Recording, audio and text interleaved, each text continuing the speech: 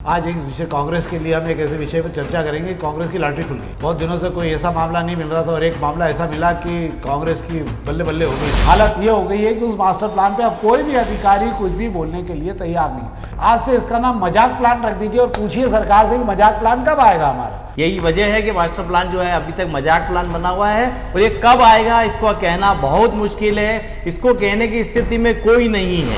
अंततः आज से स्कूल गुलजार हुए, खूब रंगोलियां सजाई गई है, तिलक खूब लगाए गए हैं नए बच्चों के लिए। और सरकारी स्कूलों में क्या हालत है बच्चों की कि इस बार भी एडमिशन के लिए स्कूल प्यासे हैं। क्या आपको भी देखना चाहिए कि आपके नैनीहाल जिन बसों में जा रहे हैं उन बसों का फिटनेस पूरा है कि नहीं, ये पूछने का आपको अधिकार है। आह्वान किया कि आप अगर चाहते हैं तो हमारे पास आकर लिखित शिकायत दे सकते हैं। और उसको लेकर जो मजमा आया है, मजमा आने के बाद में कांग्रेसियों में जान आ गई। उनको ऐसा लगा कि एकदम चिंटू चौक से राजू भदौरिया ने हिम्मत जुटाकर बिजली कटौती के खिलाफ जो है आंदोलन की बात करी और एक मंच सजाकर MR10 चौराहे पर कल बैठ गए थे। इन्होंने उम्मीद भी नहीं की थी कि बिजली से जो परेशान लोग हैं इतनी संख्या में आ जाएंगे कि उनका आंदोलन देखते देखते सफल हो जाएगा।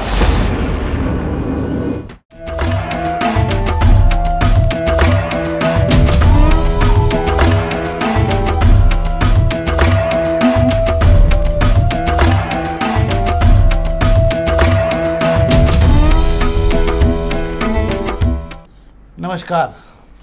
शाम के अखबारों की चर्चा चाय के साथ, खबरों के साथ। आज एक विषय कांग्रेस के लिए हम एक ऐसे विषय पर चर्चा करेंगे। कांग्रेस की लॉटरी खुल गई। बहुत दिनों से कोई ऐसा मामला नहीं मिल रहा था और एक मामला ऐसा मिला कि कांग्रेस की बल्ले बल्ले हो गई। कांग्रेस अब पूरे मैदान में उतरने की तैयारी में आ गई। उसको लग रहा है कि इससे अच्छा मौका और सही समय है। बिल्कुल इस पर हम बात करेंगे, पर उसके पहले हम आज खबरों की बात करते हैं। शेखर जी शुरू करें हम जी। तो आज हम दोपहर की खबरों से बात कर रहा हूँ। दोपहर के पहले पेज की खबरों से मैं आपसे बात कर रहा हूँ। ये वो खबरें जो आपको बमुश्किल 2-1 दिन बाद देखने को मिलती, इसलिए एक तो आज फिर ट्रंप ने दावा किया है कि भारत पाक के बीच जो डील हुई थी ठीक वैसी की वैसी ईरान और इजराइल के बीच डील होगी। दोनों के बीच में कई बार फ़ोन पर वार्ता हो चुकी है। घड़ी घड़ी ट्रंप ये याद दिलाते रहते हैं हर 2-3-4 दिनों में मोदी जी को कि ये युद्ध मेरा ही रुकवाया हुआ है, किसी और का रुकवाया हुआ नहीं है। बड़ी मज़ेदार बात है, सरकार इस मामले में पूरी तरह से चुप्पी साध चुकी है क्योंकि ये मामला तय हो गया है कि ये मामला कहीं और से रुकाएगा। दूसरी एक और खबर है जो बहुत महत्वपूर्ण है, जो सारे लोगों के जानने लायक भी है कि हम भले ही चौथे नंबर की अर्थव्यवस्था होने का दावा कर रहे हैं और बड़ा अपने आप की खुद ही अपने हाथ से अपनी पीठ ठोक रहे होंगे, पर तीसरे साल जो आंकड़े जारी किए गए हैं वो आंकड़े बता रहे हैं कि हमारी हालत बहुत ख़राब हो चुकी है। तीसरे सालों में परिवारों की बचत जो है वो घटकर और नीचे आ गई है। दूसरी तरफ गिरवी रखने की परंपरा घरों के सोने की और बढ़ गई है। वहीं 2.5 करोड़ से ज़्यादा ऐसे खाते हैं सेविंग के जिनमें पैसा अब जमा होना नहीं के बराबर रह गया है। मतलब जो महीने में 500 रुपये, 400 रुपये, 1000 रुपये सेविंग किया करते थे, उन खातों में अब 500 तो छोड़िए आप 100 रुपये भी जमा कई सेविंग खातों में महीनों तक नहीं हो पा रहे हैं। ये बता रहा है कि जो लोग भले ही सरकार अपना दावा कर रही हो, मार ढिढोरा पीट रही हो, पर आप ये समझ लीजिए कि ये दावा और ये आकलन जो है हमारा नहीं है। ये आकलन जो है बाकायदा विधिवत जारी किया एनालिसिस करने वालों ने। ये रिजर्व बैंक की रिपोर्ट के बाद जारी किया गया है केयर एज रेटिंग ने। और उनके अनुसार जो है बड़ी तेज़ी से लोग सोना अपने घर, आदमी सोना कब गिरवी रखता है जब उसके घर का बिल्कुल मांझना बिगड़ चुका रहता है, उसके पास कोई विकल्प नहीं होता, तब वो अपने घर का सोना गिरवी रखता है। तो आप ये मान लीजिए कि हर दिन बड़ी तादाद में लोग सोना गिरवी रख के अपने कर्ज बढ़ा रहे हैं और खातों में पैसा नहीं आ रहा है। मतलब वेतन भी नहीं बढ़ रहे हैं। जो वेतन उधर 15-16 में, मतलब 20-15-16 में बड़ी तेज़ी से बढ़ रहा था, वो वेतन घटकर अब 4% से भी नीचे आ गया। मतलब कंपनियों ने अब वेतन बढ़ाना पूरी तरह से बंद कर दिया है। ये आंकड़े 2024 और 25 के ये बता रहे हैं सारी चीज़ें। और दूसरी बात, सबसे बड़ी बात ये है कि बचत की जो विकास दर होती है उसमें बचत की बड़ी भूमिका होती है। तो जो बचत की बड़ी भूमिका थी वो आज से 4 साल पहले तक 32% से ज़्यादा थी विकास दर में इनकी भूमिका। अब ये घटकर 18.1% रह गई है। आप समझ सकते हैं कि कहाँ पहुँच रहे हैं हम और कहाँ देश जा रहा है। आप भले ही धन धान से परिपूर्ण दिख रहे हो, पर आपकी माली हालत पीछे दरवाजे से बहुत ख़राब होती जा रही है। मतलब आपकी जेब का सारा पैसा निकलकर भले ही सरकार की जेब में जा रहा होगा, पर आप जो है वहीं के वहीं खड़े हैं। और शेयर बाजार आज यथावत बना हुआ है, न बढ़ा है न घटा है, जिन तक कोई स्थिति नहीं थी। इसके अलावा युवक कांग्रेस के चुनाव के 20 तारीख से सदस्यता और वोटिंग एक साथ होगी। इस पर हम बाद में बात कर लेंगे। एक खबर पर और मैं आपसे 2 मिनट बात करूंगा। शेखर जी, मास्टर प्लान जो है ये नया मजाक प्लान बन गया है। शहर के लिए। मतलब हालत ये हो गई कि पिछले 2-3 सालों से मास्टर प्लान के अभाव में पूरे शहर का विकास जो है वो बुरी तरह से रुक गया है। तय नहीं कर पा रही सरकार की कौन सा ग्रीन बेल्ट होगा, कौन सा औद्योगिक बेल्ट होगा। जो ज़मीनों से जुड़ा हुआ जो डेवलपमेंट होता है, मतलब जो कॉलोनियाँ बनने की हैं, जो विकास की रफ्तार मिलने की है, वो सब बुरी तरह से टूट चुकी है शहर के अंदर। अब हालत ये हो चुकी है मास्टर प्लान में कि जो पिछली गलतियाँ, जो पिछले मास्टर प्लान के जो पाप थे ना, वो भी धोते नहीं बन रहे हैं, क्योंकि उसमें भी 9 से 10 इतनी बड़ी गलतियाँ हो गई हैं कि उनको सुधारने में आपको बहुत लंबा समय लग जाएगा। इधर नए मास्टर प्लान को लेकर घड़ी घड़ी एक ही बात हो रही है कि बस वो तैयार पड़ा है और कहाँ पड़ा है, कचरे में पड़ा है, बगदे में पड़ा है, किसी के पास कोई जानकारी नहीं है। हालत ये हो गई है कि उस मास्टर प्लान पे अब कोई भी अधिकारी कुछ भी बोलने के लिए तैयार नहीं है। तो अब आप लोग इसे मास्टर प्लान मत कहिए, आज से इसका नाम मजाक प्लान रख दीजिए और पूछिए सरकार से कि मजाक प्लान कब आएगा हमारा, तभी यह बात कुछ आगे बढ़ सकती। क्या है शेखर जी? बिल्कुल बात सही कह रहे हैं आप कि मास्टर प्लान ना रहकर एक वाकई एक मजाक प्लान रह गया है।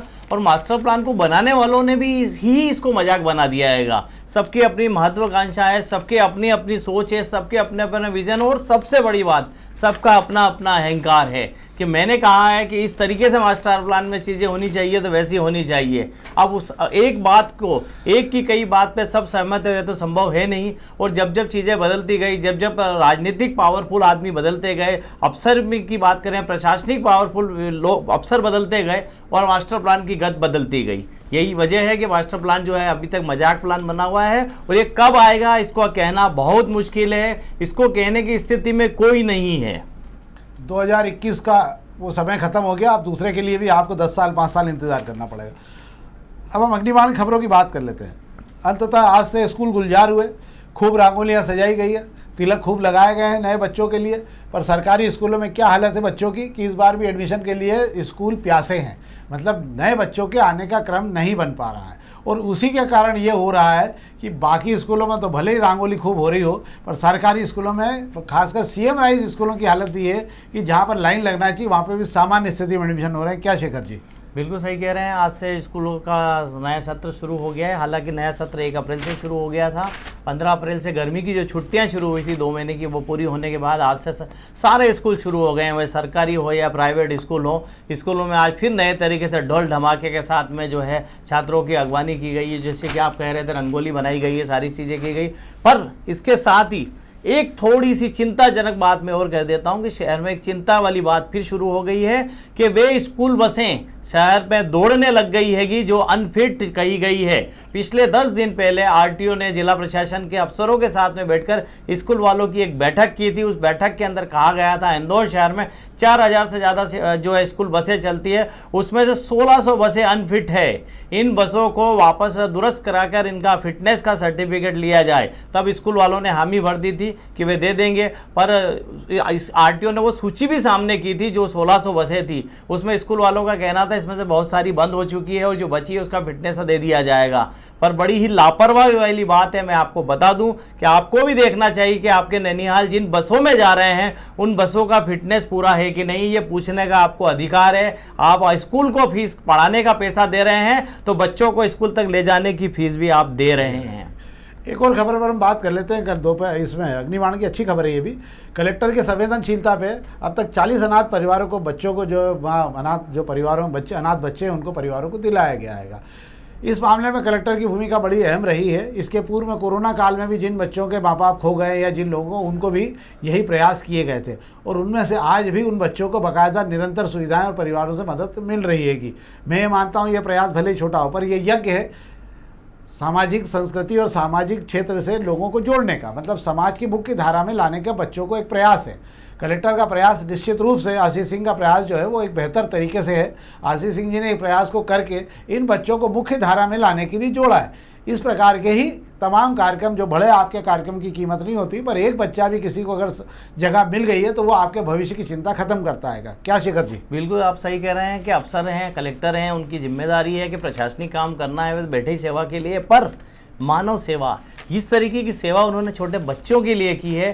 कहते हैं ना, किसी परिवार में कोई नया सदस्य आता है तो उसकी खुशी के लिए डॉक्टरों को धन्यवाद दिया जाता है। वैसे ही जिन परिवारों में जो है डॉक्टरों के जरिए खुशी नहीं आ सकती है, उन परिवारों में खुशी लाने का काम कलेक्टर आशीष सिंह जी ने जो किया है, उस खुशी को शब्दों में बयान नहीं किया जा सकता। इसकी जो खुशी है वही महसूस कर सकते हैं जिनके घर में एक नया चिराग रोशन हुआ है। वाह, बहुत बढ़िया बात है ये भी।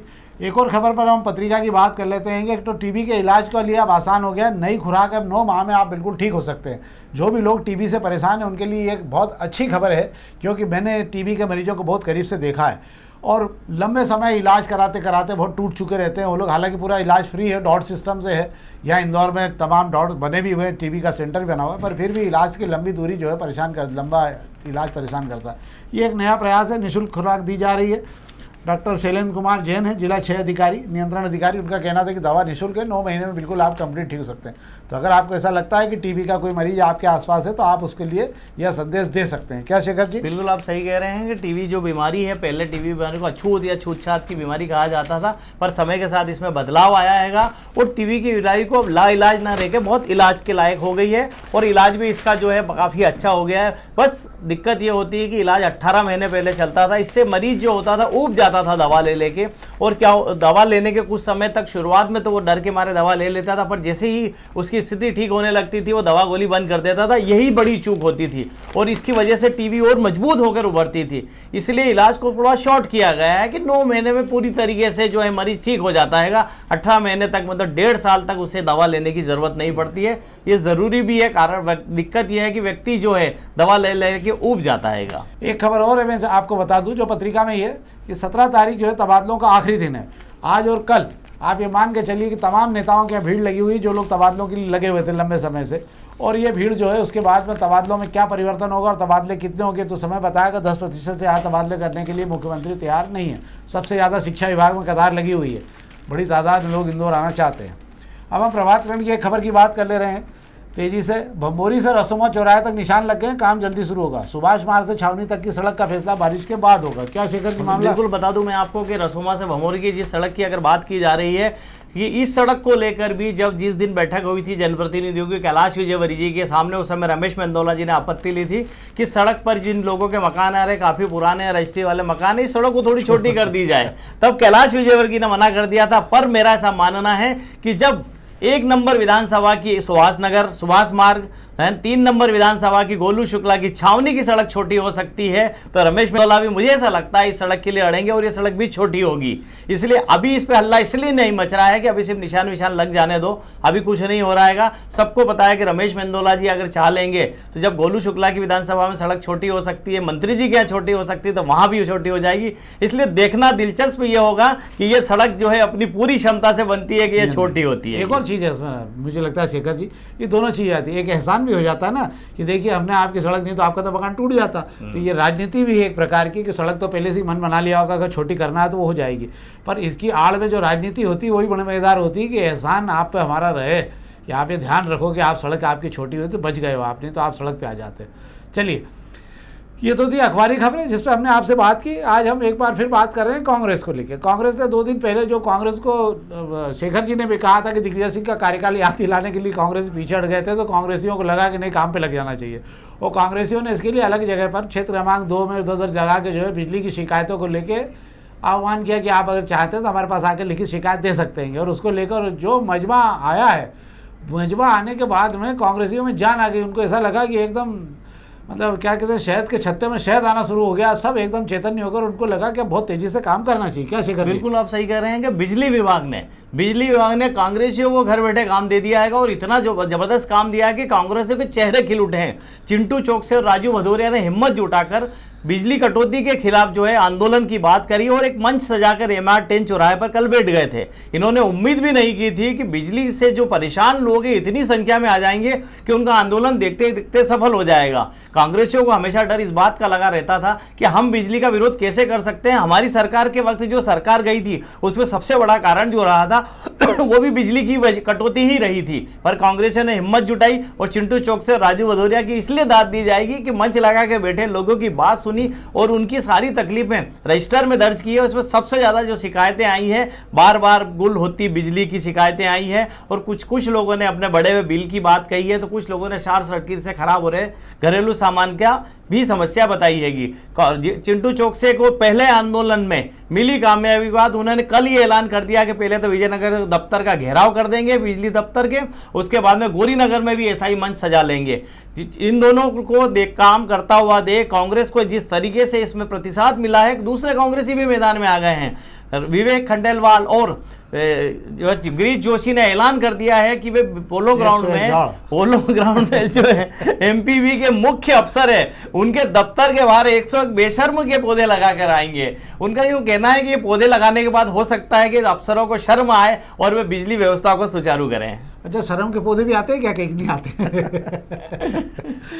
तो ये तो थी हमारी राजनीतिक खबर, जिस पर कांग्रेस की आज मोहन यादव जी का कार्यकाल में उनको दिग्विजय सिंह के कार्यकाल की याद रही। और आज लोग जिस प्रकार से उमड़े हैं, वाकई मानना पड़ेगा। ये मान लीजिए आप कि लोग ये मान रहे हैं बिजली अलग अलग इलाकों में बहुत तेज़ी से बंद हो रही, रात को सवेरे दिन में सब जगह पर एक ही संकट है, खासकर मील क्षेत्र में, और उसी का लाभ कांग्रेस लेने की कोशिश कर रही है। अगर नहीं सरकार जागी तो यही मुसीबत जो है बाद में गले पड़ जाएगी। तो ये तो था हमारा आज का कार्यक्रम जो हमने आपको बताया। हम एक बार फिर आपसे आग्रह करेंगे, आप कृपा करके कार्यक्रम को अधिक से अधिक लाइक करिए और अधिक से अधिक इस कार्यक्रम को जो है अपने मित्रों तक पहुंचाइए। हम नए सिरे से इस कार्यक्रम को बेहतर बनाने की कोशिश कर रहे हैं। बहुत बहुत धन्यवाद।